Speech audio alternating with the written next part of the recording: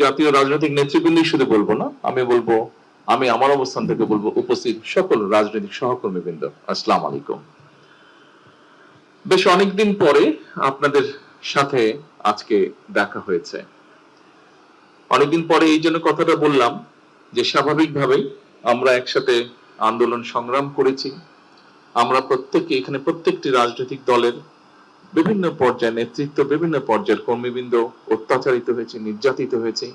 আলহামদুলিল্লাহ, আল্লাহর রহমতে আমরা আমাদের বাংলাদেশের মানুষের রাজনৈতিক অধিকার প্রতিষ্ঠার আন্দোলনে সফল হয়েছি এবং যেই দাবিটি নিয়ে আমরা সাধারণ মানুষের কাছে গিয়েছিলাম যে তাদের ভোটের অধিকার প্রতিষ্ঠিত করা, সেই অধিকার নিয়ে আমরা বিজয় অর্জন করে সেই অধিকার নিয়ে আমরা গিয়েছি মানুষের কাছে। এবং মানুষ, আজকে আমরা যারা এখানে আছি, আমাদের সকলকে বা আমাদেরকে বাংলাদেশের মানুষ তাদের রায় দিয়ে দেশ পরিচালনা করার দায়িত্ব দিয়েছে। উপস্থিত জাতীয় নেতৃবৃন্দ এবং সহকর্মীবৃন্দ, আপনাদের নিশ্চয়ই মনে আছে যে আমরা এখানে অনেকগুলো রাজনৈতিক দল একসাথে বসে আমরা 31টি দফা উপস্থাপন করেছিলাম বাংলাদেশের মানুষের সামনে।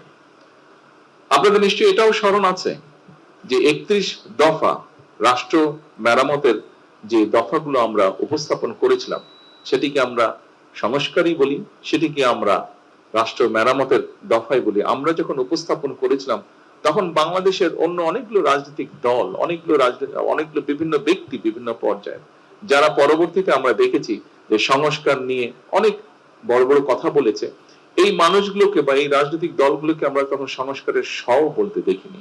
কিন্তু আজকে আমরা এই প্যান্ডেলের নিচে যারা বসে আছে একত্রে, আমরা কিন্তু তখন স্বৈরাচারের চোখ রাঙানিকে উপেক্ষা করে আমরা রাষ্ট্র সংস্কারের দফাগুলো আমরা দিয়েছিলাম। প্রিয় সহকর্মীবৃন্দ, এই 31 দফা নিয়ে আমাদের সকলের একসাথে বসে রচিত যে 31 দফা, সেই 31 দফা নিয়েই কিন্তু আমরা যে নির্বাচন, 12 তারিখের ফেব্রুয়ারি নির্বাচন, সেই নির্বাচনে জনগণের সামনে গিয়েছিলাম এবং জনগণ গণতান্ত্রিক ব্যবস্থাপনায় জনগণ যে প্রস্তাবের পক্ষে রায় দেয়, সেটিকে জনগণের প্রস্তাব হিসেবে বিবেচনা করা হয়। কাজে আমি ব্যক্তিগতভাবে মনে করি, একজন রাজনৈতিক কর্মী হিসাবে, যে 31 দফা আমরা সকলে মিলে বসে রচনা করেছিলাম বা তৈরি করেছিলাম, সেই 31 দফার পক্ষে বাংলাদেশের জনগণ রায় দিয়েছে এবং আমি মনে করি এটি এখন বর্তমানে সমগ্র বাংলাদেশের গণতান্ত্রিক জনগণের এটি 31 দফা, শুধু আমাদের রাজনৈতিক দলগুলো নয়, বরং 31 দফা বাংলাদেশের জনগণের 31 দফা হয়ে গিয়েছে এখন। প্রিয় সহকর্মীবৃন্দ, 12 তারিখের নির্বাচনে আমরা সকলে একসাথে কাজ করেছি, আমরা 12 তারিখের নির্বাচনে সফল হয়েছি। আপনারা নিশ্চয়ই দেখেছেন 5ই আগস্ট স্বৈরাচার বিতাড়িত হয়েছিল, কিন্তু স্বৈরাচার বিতাড়িত হওয়ার পরে একটি গুপ্ত বাহিনী 5 তারিখের পরে ধীরে ধীরে আত্মপ্রকাশ করেছিল এবং আপনাদের পরিষ্কার, আমি ডিটেইলে যাব না, বাট আপনাদের পরিষ্কার মনে আছে যে তারা 12 তারিখের নির্বাচন এবং 12 তারিখের নির্বাচনের আগে ঠিক স্বৈরাচারী কায়দায় ভিন্ন ডিজিটাল ওয়েতে তারা কিভাবে তাদের কাজগুলো চালিয়েছিল, কিভাবে তারা চেষ্টা করেছিল বাংলাদেশের জনগণকে বিভ্রান্ত করার জন্য। বাট ঐতিহাসিকভাবে সত্য, বাংলাদেশের জনগণ যখনই স্বাধীনভাবে তাদের মতামত দেওয়ার সুযোগ পেয়েছে, তারা সকল সময় দেশের পক্ষে, জনগণের পক্ষে সঠিক সিদ্ধান্ত গ্রহণ করতে কখনো ভুল করেনি এবং ঠিক 12 তারিখের নির্বাচনেও তারা সেটিই করেছে। আমি সঙ্গত কারণেই নামটি উচ্চারণ করতে চাইছি না। কয়েকদিন আগে আমার সাথে অন্তর্বর্তীকালীন সরকারের একজন উপদেষ্টা সাক্ষাৎ হয়েছিল। কথা প্রসঙ্গে উনি বলছিলেন যে উনারা যে 18 মাসের মতন দেশ পরিচালনা করেছেন, এই 18 মাস উনারা দেখেছেন যে কত অসহায়ের মতন উনারা ছিলেন। উনি বলছেন, উনি একজন সেই সরকারের উপদেষ্টা হিসেবে বলছেন এবং উনি বলছেন সরকারের 60% উপরে সেই গুপ্ত বাহিনীর ইনফ্লুয়েন্স ছিল। সেই গুপ্ত বাহিনী বিভিন্ন, এবং আমরা দেখেছি নির্বাচনের পরে এই গুপ্ত বাহিনীকে দিশাহারার মতন বক্তব্য রাখতে, বিভিন্ন রকম বক্তব্য রাখতে, এবং এখনো তারা বিভিন্ন রকম বক্তব্য রাখছে। তারা, আমরা দেখেছি পত্রপত্রিকাতে, আমরা দেখছি সোশ্যাল মিডিয়াতে, আমরা দেখছি সেই ব্যক্তির বক্তব্য হচ্ছে যে এরা দিশাহারা হয়ে গেছে। 18 মাস তারা এমন ভাবে তারা পুরো জিনিসটাকে ব্যবহার করেছে তাদের পক্ষে, কিন্তু 12 তারিখে যখন জনগণ তাদের রায় প্রদান করেছে, তারপর থেকে তাদের মাথাটি খারাপ হয়ে গেছে। প্রিয় সহকর্মীবৃন্দ, 16-17 বছর স্বৈরাচারের রেখে যাওয়া পুরো একটি বিধ্বস্ত ইকোনমি, 16-17 বছর রেখে যাওয়া স্বৈরাচারের একটি বিধ্বস্ত জ্বালানি বা বিদ্যুৎ ব্যবস্থা, 16-17 বছর ধরে স্বৈরাচারের রেখে যাওয়া একটি শিক্ষা ব্যবস্থা, একটি যোগাযোগ ব্যবস্থা, একটি স্বাস্থ্য ব্যবস্থা, যেটি বলি না কেন প্রত্যেকটি ব্যবস্থা ছিল বিধ্বস্ত। সরকার গঠন করার সাথে সাথে সরকার গঠন, এই যে আমার টেবিলেও অন্তত একজন দুইজন আছেন মন্ত্রী পরিষদের সদস্য আছেন, ফাইন্যান্স মিনিস্টার আছেন এবং পরিকল্পনা আছেন।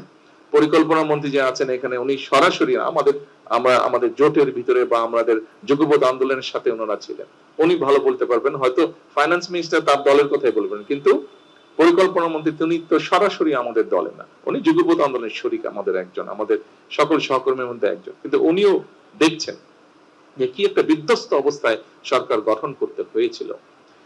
এবং সাথে সাথে একটা দিন পরে সরকার শুরু হওয়ার একটা দিন পরে রোজা এসেছে। আপনারা নিশ্চয়ই দেখেছেন, আপনাদের মনে আছে বেশি দিন হয়নি রোজা হয়েছে। আলহামদুলিল্লাহ, আসার সাথে সাথে রোজাটা পাওয়ার পরেও আমরা বিভিন্ন রকম, একে তো সেই প্রশাসন ছিল, এক প্রশাসনের মধ্যে গুপ্ত বাহিনীর লোকজন ছিল, দুই প্রশাসনের মধ্যে তখনও স্বৈরাচারের লোকজন ছিল, এখনো আছে হয়তো বিভিন্ন জায়গায়। তারপরে আমরা বিভিন্ন রাত দিন পরিশ্রম করার মাধ্যমে আমরা চেষ্টা করেছি রোজাটাকে এমন একটা পর্যায়ে রাখতে যেখানে মোটামুটি ভাবে সারা দেশের মানুষকে একটি স্বস্তি দেওয়া যায়। 100% না হলেও আমি নিশ্চয়ই কেউ অস্বীকার করবে না, আলহামদুলিল্লাহ মোটামুটি ভাবে একদম নতুন একটি সরকারের জন্য যেভাবে আমরা ম্যানেজ করি, আলহামদুলিল্লাহ মানুষজনকে কিছুটা হলে আমরা কমফোর্ট দিতে সক্ষম হয়েছি। রোজাটি শেষ হবার আগেই একটি যুদ্ধ পরিস্থিতি, মধ্যপ্রাচ্যে একটি যুদ্ধ পরিস্থিতি তৈরি হয়েছিল এবং যুদ্ধ পরিস্থিতি তৈরি হওয়ার সাথে সাথে একটু আগেই আমি বক্তব্যে বলেছি যে 16-17 বছর যে স্বৈরাচার ছিল, সেই স্বৈরাচার আমাদের দেশের জ্বালানি বিদ্যুৎ ব্যবস্থাকে এমন একটা বিধ্বস্ত বিপর্যস্ত অবস্থা রয়ে গেছে, 3 লক্ষ কোটি টাকা শুধু এখান থেকেই তারা আত্মসাৎ করেছিল। তাহলে বুঝেন একটি সেক্টর যেখান থেকে 3 লক্ষ কোটি টাকার মতন আত্মসাৎ হয়, সেই সেক্টরটির কি অবস্থায় এসে দাঁড়াতে পারে। স্বাভাবিকভাবে যুদ্ধ পরিস্থিতির কারণে আমাদেরকে তেল বলেন, বিভিন্ন গ্যাস বলেন, এলএনজি বলেন, এই সবগুলো আমাদেরকে বিদেশ থেকে ইম্পোর্ট করতে হয়, এটা তো আমরা এখানে প্রডিউস করি না। আমরা তখন স্বাভাবিকভাবে পুরো জিনিসটাকে স্বাভাবিক রাখার জন্য আমরা যেখান থেকে পেরেছি আমরা চেষ্টা করেছি জোগাড় করে নিয়ে আসতে, যাতে দেশের মানুষের কমফোর্ট দেওয়া যায়।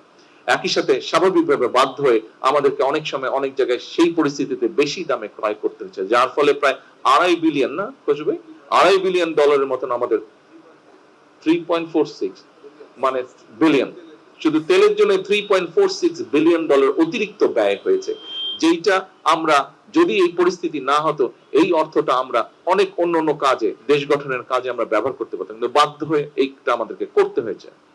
স্বাভাবিকভাবেই অর্থনীতি যদি ঠিক না থাকে তাহলে সবকিছুর উপর একটি নেগেটিভ এফেক্ট পড়ে। আমরা চেষ্টা করছি এই জিনিসটাকে ঠিক করতে। আপনাদের নিশ্চয়ই মনে আছে শেয়ার মার্কেট বা ক্যাপিটাল মার্কেট যেটাকে আমরা জানি, এই ক্যাপিটাল মার্কেটের কি অবস্থা হচ্ছিল স্বৈরাচারের সময়। এখানে মানুষ আত্মহত্যা পর্যন্ত করেছিল, একজন দুইজন ব্যক্তির নিজেদের তারা কিভাবে আত্মসাৎ করে নিয়ে গেছিল লক্ষ লক্ষ মানুষের অর্থ, মানুষ আত্মহত্যা পর্যন্ত করেছিল। এই ক্যাপিটাল মার্কেট নতুন পলিসি নিয়ে, নতুন সঠিক লোক নিয়োগের মাধ্যমে আপনারা এর মধ্যে পত্রপত্রিকায় দেখেছেন, পত্রপত্রিকা তাদের মতন করে নিউজ করছে, কিন্তু ধীরে ধীরে একটি অবস্থাটা আস্তে আস্তে আলহামদুলিল্লাহ ভালোর দিকে যাচ্ছে। এখন এটি ফরচুনেট বা আনফরচুনেট যেটি হোক, গত কয়েকদিন ধরে আবার মধ্যপ্রাচ্য পরিস্থিতি খারাপ হয়েছে। কাজেই প্রিয় সহকর্মীবৃন্দ, আমার যে বক্তব্যটি আমি বক্তব্য দিয়েছেন এখানে, সাইফুল ভাই কিছু কথা বলেছেন, মান্না ভাই কিছু কথা বলেছেন এখানে, আমাদের দাদা কিছু কথা বলেছেন এখানে, জামাল হায়দার সাহেব কিছু কথা বলেছেন এখানে, আমি বুঝি।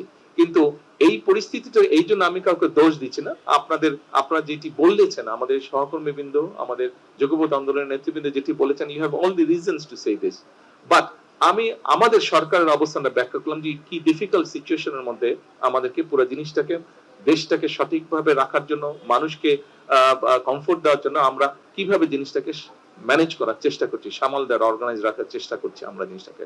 একই সাথে যে কথাটা দিয়ে আমি শুরু করেছিলাম যে আমাদের সেই 31 দফা, আপনারা নিশ্চয়ই খেয়াল করেছেন যে 31 দফায় আমরা যে সকল কথাগুলো বলেছিলাম মানুষের পাশে দাঁড়ানোর জন্য, সামগ্রিকভাবে ডিপ্রাইভ মানুষকে, বঞ্চিত মানুষকে এম্পাওয়ার করার জন্য, শিক্ষার ক্ষেত্রে, স্বাস্থ্যের ক্ষেত্রে আমরা যে সকল কমিটমেন্ট 31 দফার মধ্যে করেছিলাম, কৃষিকে আমরা এম্পাওয়ার করার জন্য, কৃষকদেরকে এম্পাওয়ার করার জন্য যে কথাগুলো আমরা বলেছিলাম, আপনারা দেখেছেন এর মধ্যে কিন্তু সেই কাজগুলো আমরা করেছিলাম।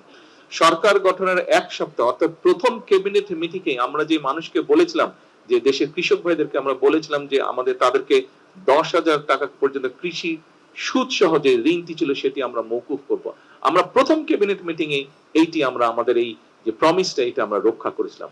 এরপরে আমাদের কৃষক কার্ড বলুন, আমাদের ফ্যামিলি কার্ড বলুন, আমাদের হেলথের ব্যাপারে বলুন, আমাদের শিক্ষার ব্যাপারে বলুন, প্রবাসীদের ব্যাপারে বলুন, প্রত্যেকটি কাজ আমরা স্টেপ বাই স্টেপ করে যাচ্ছি। তবে এখনো বিভিন্ন জায়গায় আমরা আমাদের কাঙ্ক্ষিত স্পিডে কিন্তু আমাদের কাজগুলো শুরু করতে পারছি না।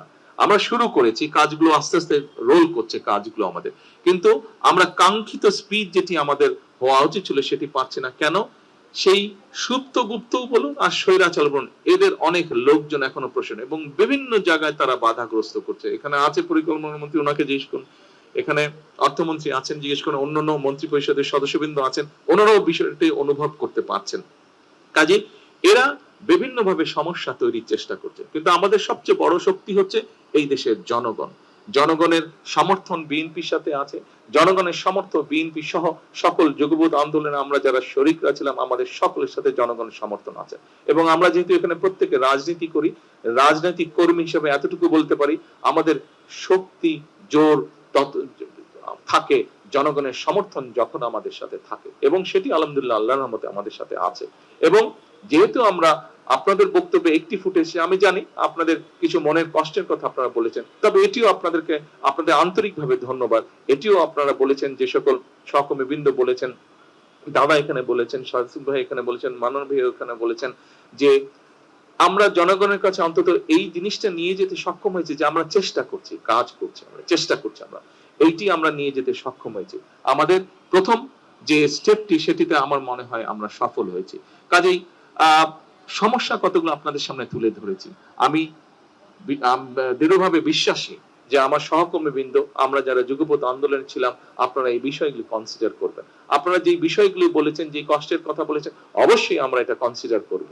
কিন্তু জনগণ যেই দায়িত্বটি প্রথম দিয়েছেন, নিশ্চয়ই আপনারা এই ব্যাপারে একমত হবেন। প্রথমে জনগণের ইন্টারেস্ট আমাদেরকে দেখতে হবে, প্রথমে আমাদেরকে প্রোটেক্ট করতে হবে পুরো দেশের স্বাধীনতা, দেশের সার্বভৌমত্ব, দেশের অর্থনীতি, জনগণের নিরাপত্তা, এই বিষয়গুলোকে আমাদেরকে যে কোনো ভাবেই হোক প্রথমে এগুলোকে আমাদের প্রোটেক্ট করতে হবে।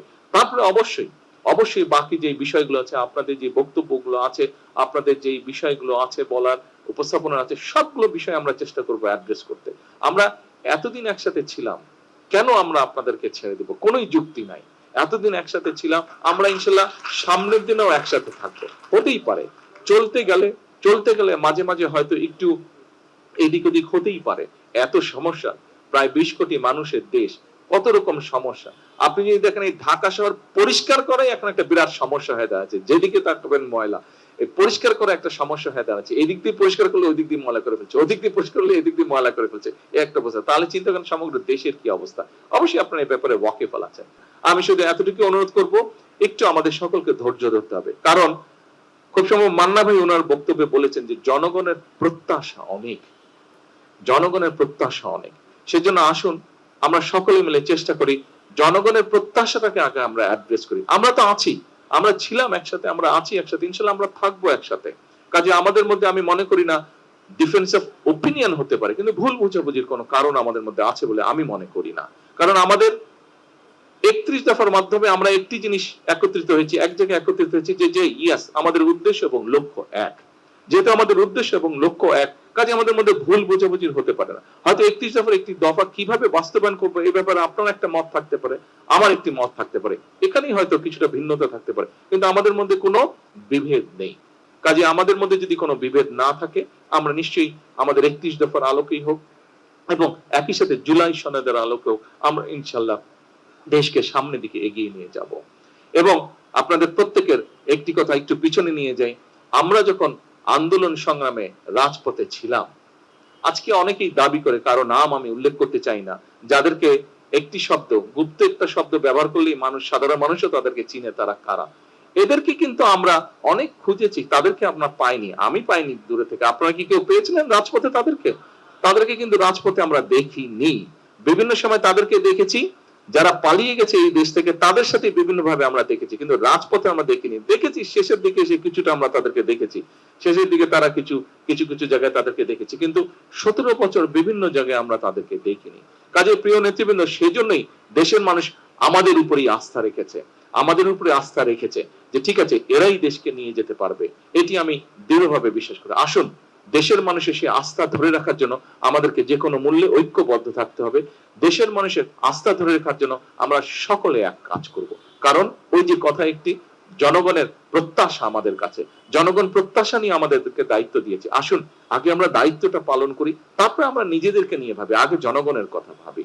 পরিশেষে আবারও আপনাদের সকলকে আজকে এখানে কষ্ট করে আসার জন্য আন্তরিকভাবে আমি আমার পক্ষ থেকে এবং আমার দলের পক্ষ থেকে এবং আমার সরকারের পক্ষ থেকে আপনাদেরকে আন্তরিকভাবে আমি শুভেচ্ছা এবং ধন্যবাদ জানাচ্ছি।